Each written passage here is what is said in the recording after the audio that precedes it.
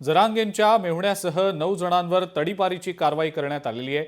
मात्र ही तडीपारीची कारवाई म्हणजे उशिरा सुचलेलं शहाणपण आहे, अशी टीका ओबीसी आंदोलक नवनाथ वाघमार यांनी केलेली आहे। जरांगे राज्य अस्थिर करण्याचं काम करत राहणार आहेत, अशी सुद्धा टीका नवनाथ वाघमार यांनी केली आहे।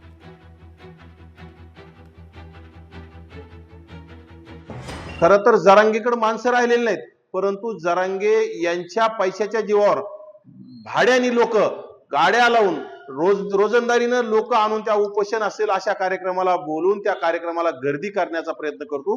परंतु त्याचे जे सहकारी असतील, त्याचे जे गावगुंड असतील, यांना राज्य सरकारनं पोचण्याचं काम बंद करावं, त्यांच्या सर्वांच्या मुसक्या आवळाव्यात। खरं तर फक्त जालना जिल्ह्यात त्याचे सहकारी नाहीत, बीड जिल्ह्यामध्ये सुद्धा त्यांचे गुंड आहेत, ते सुद्धा जरांगेच्या आंदोलनाला रसद पुरवण्याचं काम करतात। या सर्वांच्या मुसक्या आवळून खरं तर यांच्या आवळण्यापेक्षा जरांगेच्याच मुसक्या आवळल्या पाहिजे, कारण त्यांचा सर्वांचा मुख्य हक्का जरांगे आहे आणि जरांगेच्या मुसक्या आवळल्यावर हे सगळ्या गोष्टी बंद होतील असं मला वाटतं।